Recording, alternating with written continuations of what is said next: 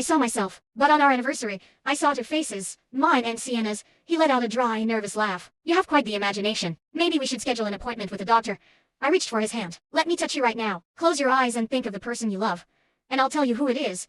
He snatched his hand back. Valerie, enough. If you have a problem with Sienna, talk to me. She has a boyfriend, and this suspicion is unfair to her. He walked out. He didn't return until 2 in the morning. I pretended to be asleep as he pulled me into his arms. I closed my eyes. Only one face remained. It was Sienna's. My face was completely gone. For the first time in 21 years, I couldn't find myself in his heart. I gently slipped out of his embrace and moved into the guest room. 3 days later, I stared at the 2 pink lines on a pregnancy test. A medical checkup confirmed I was 6 weeks pregnant. Later that afternoon, I went to his office building. I saw Peter opening the passenger door for Sienna, holding his hand over her head to protect her as she climbed inside. That seat had always been mine. When he came home that evening, I was waiting. I went to your office today. I saw you open the passenger door for her. You used to only do that for me. He let out a frustrated sigh. She's my assistant. Opening the door is basic courtesy. You used to be so understanding. Understanding? So the things you did for me can be handed to anyone.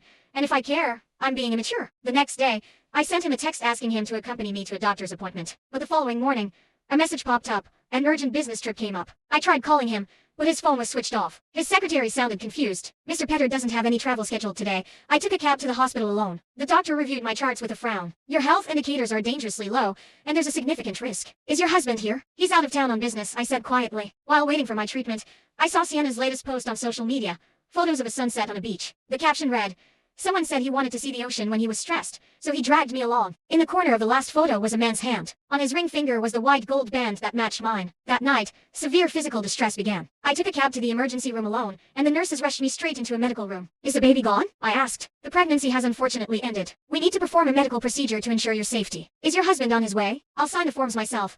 By the time everything was over, it was 3 in the morning. I sat in the cold hallway, calling his number repeatedly, but it went straight to voicemail. Finally, I sent him a text. "Petter, something happened. Please come back." He didn't call back until the following afternoon. Through the receiver, I could hear crashing waves. "I just landed, Valerie. What's going on?" Ignoring the sharp ache in my body, I kept my voice flat. "It's already been taken care of." "Oh good. I'll be home tonight, and I'll bring back some fresh seafood." He arrived later that evening, placing a bag of crabs on the kitchen counter. Noticing my pale face, he reached out to touch my forehead. I stepped back. "I have something to tell you." I was pragged before I could finish. His phone rang, playing the custom ringtone he had set for Sienna. His expression softened instantly. He held up a finger, asking me to wait, and quickly answered, "Sienna, what's wrong?" I could hear her trembling voice clearly. "Petter, I think I have a fever. My whole body aches." He was already walking toward the door, reaching for his keys. "Stay there. I'm coming over." Only as he reached the door did he remember I was standing there. "Valerie, Sienna has a fever and she's entirely alone. I need to go check on her, but I'll be back as soon as I can." The front door clicked shut, and his footsteps faded down the hall. The apartment was dead silent. On the counter, the bag of crabs sat in its plastic wrapping. The very last spark of love I had for him finally went out.